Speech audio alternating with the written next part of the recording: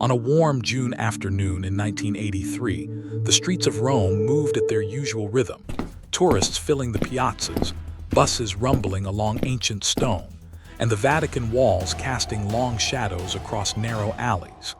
Inside those walls lived a family whose life had always been intertwined with the routines of the Holy See. Among them was 15-year-old Emanuela Orlandi, a Vatican citizen, a rarity even in Rome. She had grown up with the sound of church bells instead of city traffic, with Swiss guards instead of neighborhood watchmen, and with a sense that the world beyond St. Peter's Square was far larger than she had ever explored. Her daily routine rarely changed. She attended music school near Piazza di Sant'Apollinare, practiced flute, and navigated the familiar route home. Nothing in her life hinted at danger, conspiracy, or the labyrinth of secrets that would soon swallow her name. To most people, she was simply a quiet teenager living in the safest place on earth, inside the city that housed the Pope himself. But on June 22, as the heat of summer pressed against stone buildings, a subtle shift began. Witnesses would later remember small anomalies: the way she left the music school quickly, the reports of her speaking to people she didn't normally interact with, the brief mentions of a job offer involving a cosmetics promotion. None of it stood out at the moment. None of it felt like the beginning of something irreversible. By early evening, the Orlandi household sensed the first hint of something wrong. The Vatican, though vast in influence, is physically small, just over 100 acres. People who lived there knew each other's routines, movements, habits. Someone missing for 1 hour was noticeable. Someone missing for several hours was alarming. For the first time in decades, a Vatican citizen had not returned home without explanation. As darkness settled over Rome, the Orlandi family began reaching out to friends, teachers, neighbors, anyone who might have seen her. What came back to them was a trail of fragments, little pieces of information that didn't align. Some classmates said she seemed distracted. Others recalled her mentioning a strange work proposal. A few weren't certain they had seen her at all. It was a pattern that would only grow more confusing with time. When midnight came with still no trace of her, the Vatican police initiated an internal search. Streets surrounding the tiny state were inspected, nearby bus stops checked, pathways retraced. Yet every direction seemed to dissolve into uncertainty. The city that normally felt so contained suddenly seemed too vast to navigate, too silent, too indifferent. By the next morning, Rome's newspapers already carried whispers. Missing girl, Vatican citizen, last seen outside a music school. No clues, no witnesses, no direction. The simple fact that she belonged to the Vatican gave the story a gravity no ordinary disappearance carried. Press offices from around the world began asking questions. Police officials held careful, controlled statements. The Vatican issued minimal comment, emphasizing concern but offering no insight. Over the following days, rumors multiplied faster than official information. Some believed she had simply run away, though nothing in her life suggested such a possibility. Others pointed to criminal gangs in Rome, imagining a random abduction. But as more strange claims emerged, the case began drifting into a realm of shadows, territory where organized crime, Cold War politics, religious power, and old secrets all crossed one another. One of the earliest threads involved phone calls from anonymous men who claimed Emanuela had been taken for political leverage. Their words suggested connections to geopolitical tensions simmering in Europe during that era. Even though the authenticity of these calls was unclear, the mere suggestion that international forces might be involved shifted the investigation toward places far beyond Rome's city limits. Another thread implicated organized crime. Certain criminal groups had long operated in the capital with influence that reached unsettling heights. Some investigators speculated that Emanuela had crossed paths with individuals connected to these networks, people who moved quietly between legitimate and illicit worlds. Although concrete evidence was thin, the possibility could not be dismissed. Yet another theory emerged from within Rome's own religious circles. Emanuela's proximity to the Vatican raised inevitable questions. Could the motive be internal, related to sensitive matters inside the church? Could secrets, scandals, or financial entanglements have played a role? Theories multiplied, each more unsettling than the last. None could be proven, yet none could be fully rejected. Meanwhile, the Orlandi family remained suspended between hope and fear. Posters of Emanuela appeared on street corners, train stations, bus shelters. Her face, framed by dark hair and teenage innocence, looked out from walls across the city. People who had never met her began memorizing her features. Taxi drivers kept her photo near their dashboards. Rome, for a brief moment, unified around the search for a missing girl whose story was becoming more complicated by the hour. Inside the Vatican, unease grew. Officials maintained limited statements, offering pastoral concern but avoiding details. The absence of transparency drew attention. Why were certain files restricted? Why was information coming out in fragments rather than structured updates? To the public, it seemed the more questions were asked, the more silence expanded around them. As days turned into weeks, the line between fact and speculation blurred further. Some witnesses recalled seeing a girl resembling Emanuela near local parks or plazas. Others reported sightings on buses or in markets. Nearly all of these leads collapsed upon inspection. Yet they gave the impression that she was drifting like a ghost through the city, seen but never confirmed, close yet unreachable. By midsummer, Italy began to accept that the case had grown beyond a typical missing person search. It had become a maze with invisible walls, where every new clue contradicted the last. The investigation was no longer about tracing a predictable sequence of events. It was about navigating a storm of claims, deceptions, withheld information, and overlapping interests. The disappearance had evolved into something else entirely, an intersection of power, politics, secrecy, and tragedy. And as the first month drew to a close, one unmistakable reality emerged.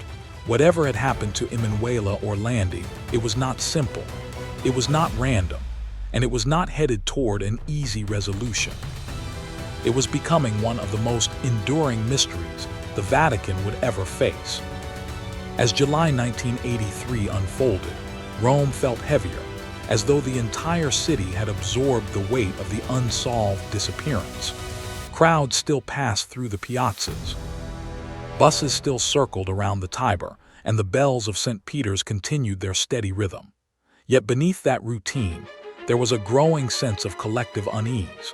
Too many days had passed, too many leads had collapsed, and too many questions remained unanswered.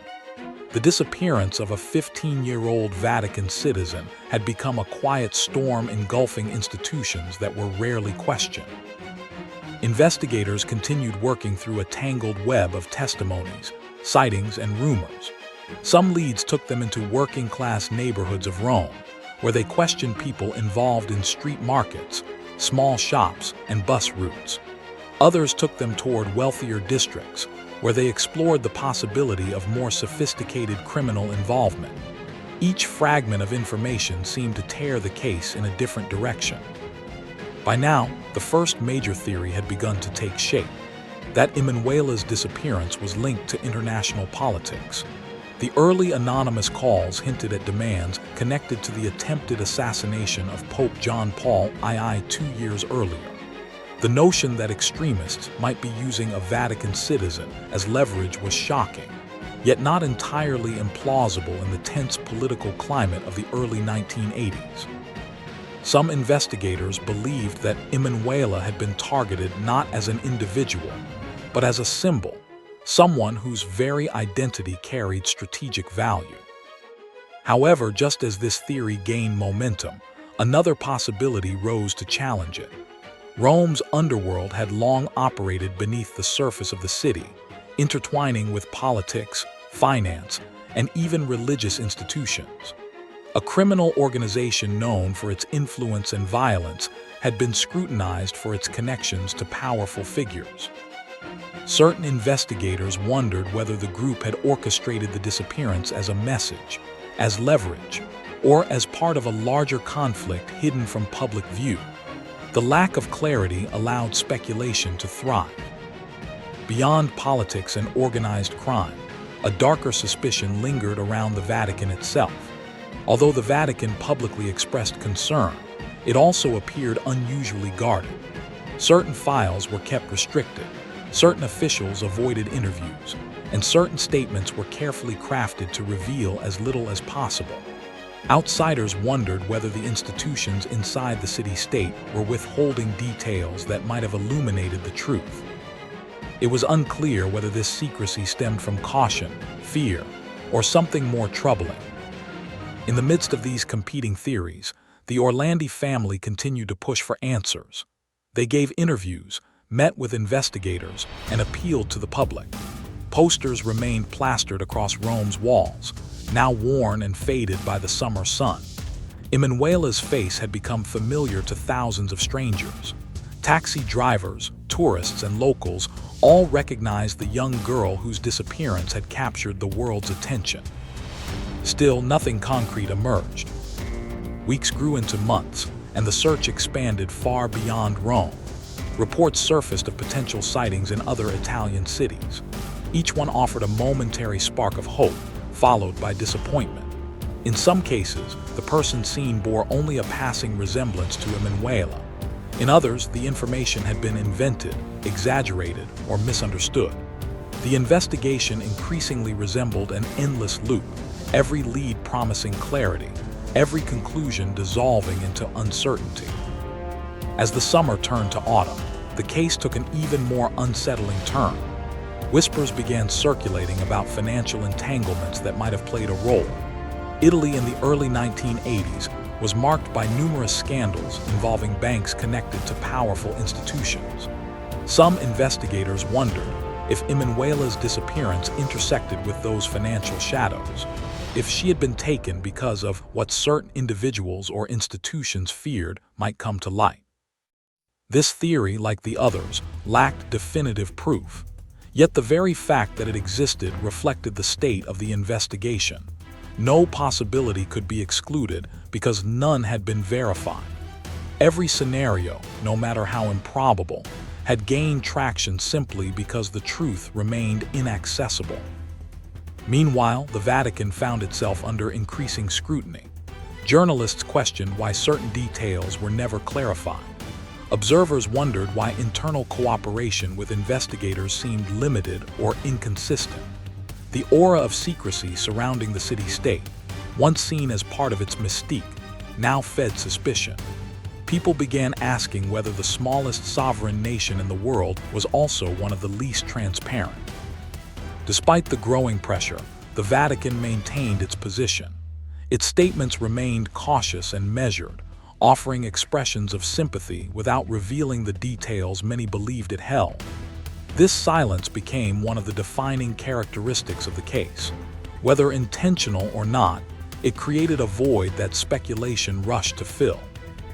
By late autumn, the Orlandi disappearance had fully transformed into one of Italy's most perplexing mysteries.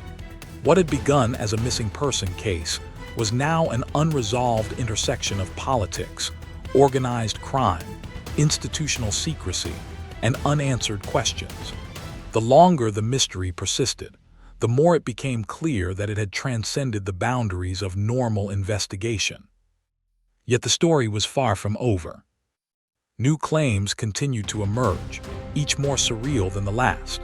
One source insisted that Emanuela had been taken across national borders, beyond the reach of local investigators. Another suggested she had been held in Rome the entire time. Some theories placed her in the hands of political extremists, while others implied she had become a pawn in conflicts deep inside the Vatican, hidden from public view. Each theory, regardless of its plausibility, added another layer to an already impenetrable puzzle.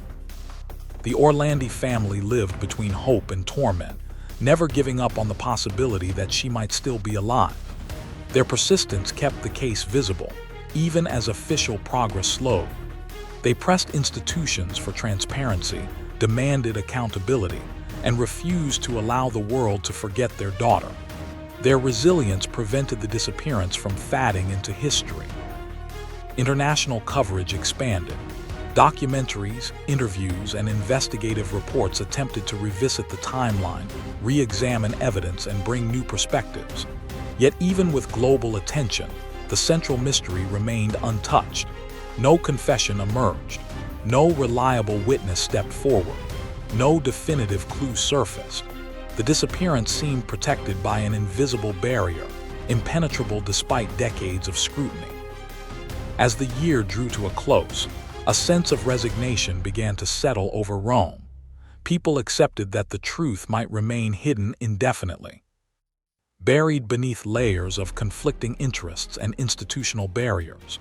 But beneath that resignation lived a quieter hope, one that refused to accept the idea that a young Vatican citizen could simply vanish without leaving a trace.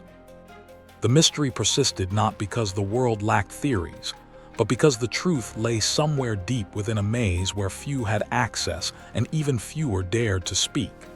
And the deeper the investigation went, the more evident it became. Whatever had happened to Emanuela Orlandi, it rested at the intersection of power and silence, protected by forces far greater than any individual. The search was not ending. It was evolving into something much larger. As years passed, the mystery surrounding Emanuela Orlandi's disappearance hardened into something far larger than a missing person case.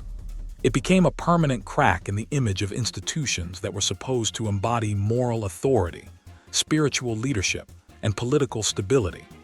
What had begun as an urgent search for a teenager had morphed into a cold, heavy symbol of unresolved secrets within the shadows of the Vatican and the streets of Rome. Throughout the late 1980s and into the early 1990s, the Orlandi case resurfaced again and again as new fragments of information emerged from unexpected corners. Some came from former intelligence officers who hinted at international operations during the Cold War.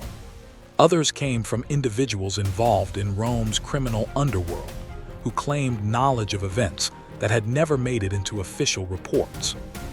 Much of it was unverifiable, yet each whisper added to the growing sense that the truth lay somewhere well beyond the reach of standard investigation.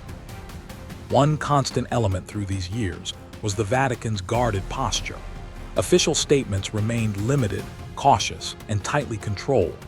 Some observers believed the institution was protecting itself from external scrutiny. Others suspected it was shielding individuals whose actions, knowledge, or affiliations could ignite a scandal reaching deep into the heart of its authority. Whatever the reason, the silence reinforced the perception that the Vatican possessed details the public had never been allowed to see. Meanwhile, political turbulence in Italy created fertile ground for speculation. The country was wrestling with corruption scandals, secret networks, and revelations about covert operations stretching back decades.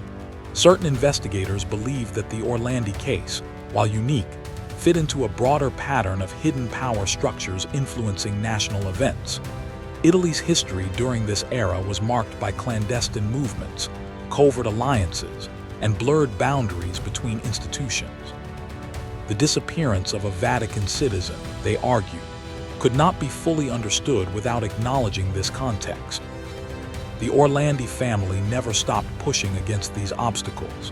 Their efforts kept the case alive during periods when it might otherwise have faded from public consciousness. They attended hearings, demanded transparency, and confronted institutions that seemed reluctant to reveal their internal workings. Each action they took served as a reminder that the case was not merely a historical mystery. It was an ongoing struggle for truth. In the 2000s, a series of new leads briefly reignited public interest. One involved a burial site connected to individuals who had long been suspected of involvement in Rome's criminal networks. Investigators searched the location, believing it might contain evidence that could finally shed light on the case. But the excavation provided no answers. No remains matching Emanuela's were found. Once again, the trail dissolved into uncertainty. Another moment came when individuals claimed that key figures within the Vatican possessed information that had never been disclosed. Some suspicions pointed to internal divisions within the church.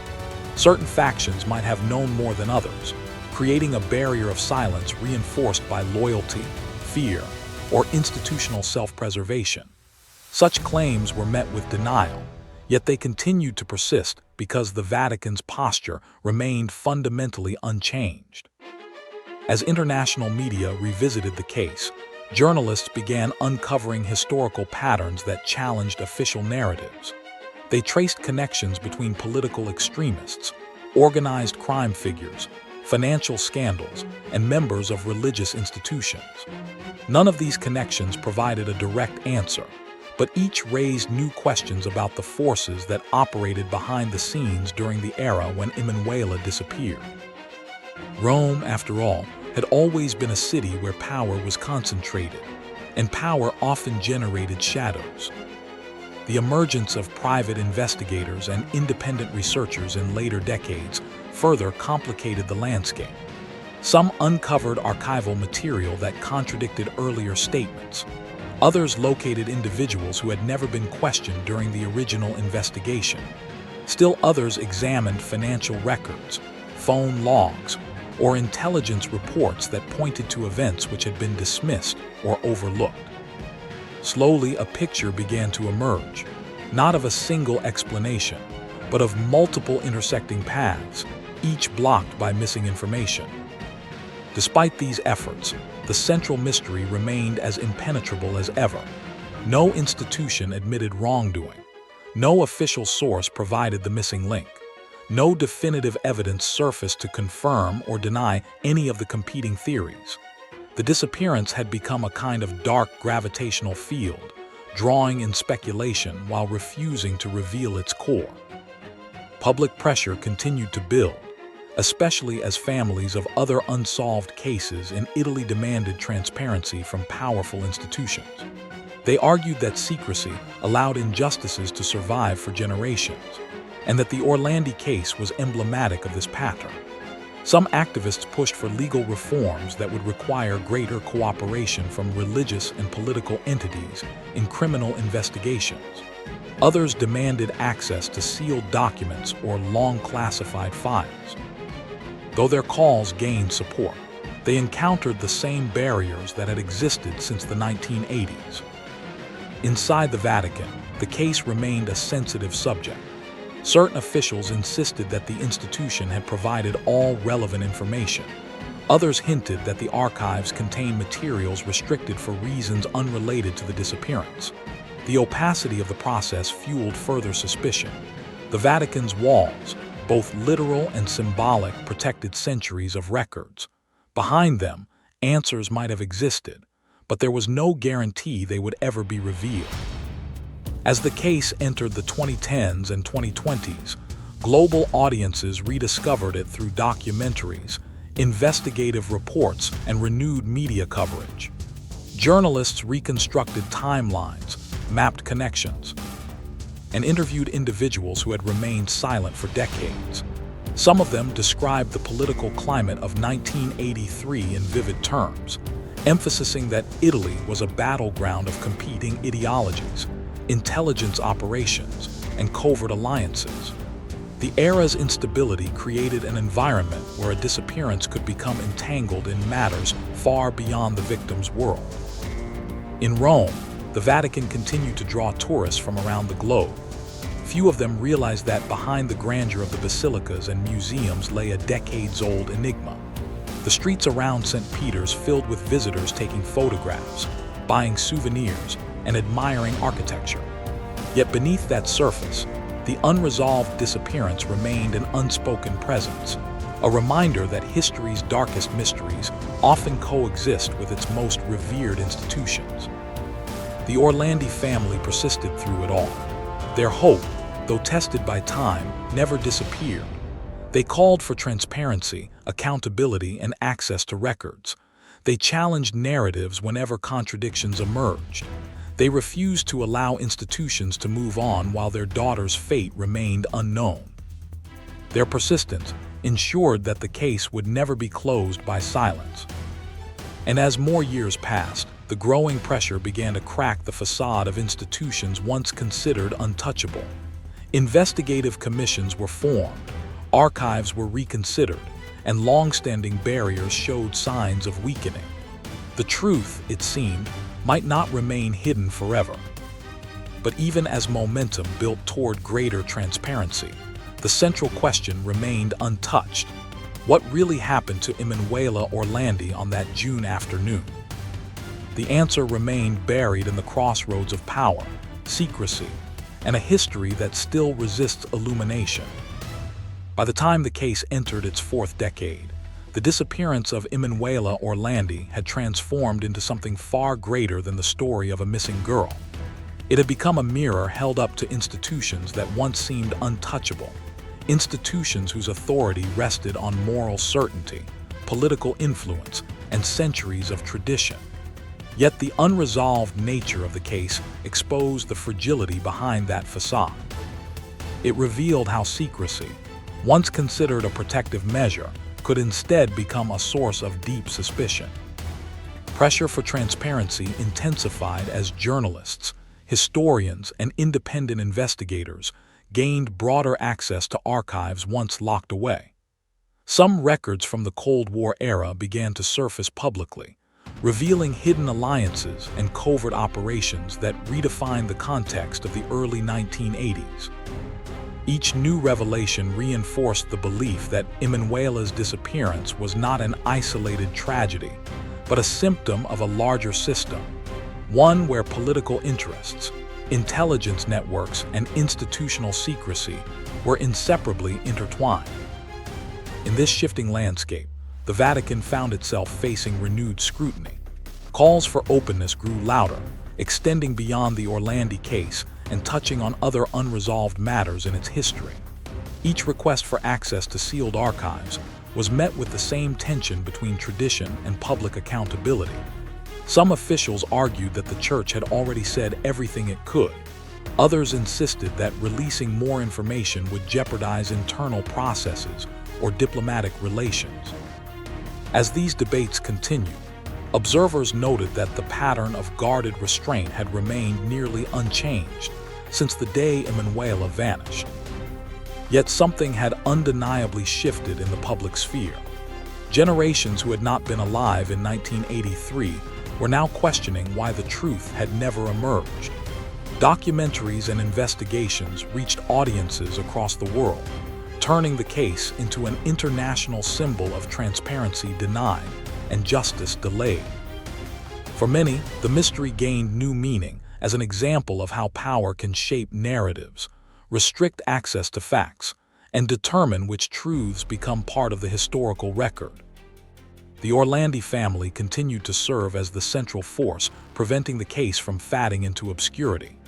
Their persistence, maintained through decades of silence, uncertainty, and contradictory claims, ensured that the disappearance remained part of Italy's collective memory.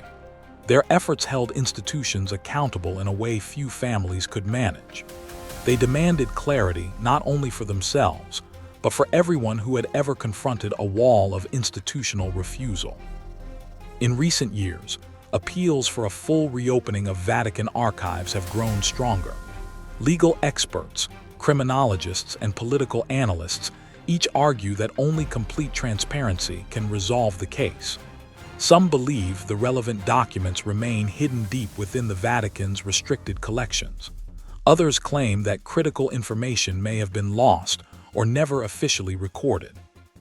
The truth, they say, still lies somewhere between what is known and what has been intentionally kept out of sight. Despite the passage of time, the mystery has lost none of its force. It persists in part because it represents more than a single disappearance. It represents the unresolved tensions between truth and secrecy, authority and accountability, institutional tradition, and the modern demands of public scrutiny. It stands as one of the most enduring reminders of how a single event can reverberate through generations when answers remain withheld. Today, the memory of Emanuela Orlandi endures not only in Rome but across the world. Her story continues to inspire new investigations, new debates, and renewed calls for transparency. The Vatican walls remain standing, unchanged in their appearance, yet far more questioned than they once were. Beneath their ancient stones lies an archive of history, some parts revealed, others still inaccessible, guarded by protocols that have outlasted countless eras. Whether the truth about Emanuela's fate will ever emerge remains uncertain. But what is undeniable is the impact her disappearance has had on the global conversation about secrecy, power, and justice. Her story has become a symbol of the struggle against institutions that choose silence over clarity. And as long as that silence continues, the world will keep asking the same question that has echoed since 1983. Why did this happen? And who has the answers that have never been spoken? The case remains open, not in official records, but in the collective memory of all who continue to seek the truth behind the Vatican's most enduring mystery.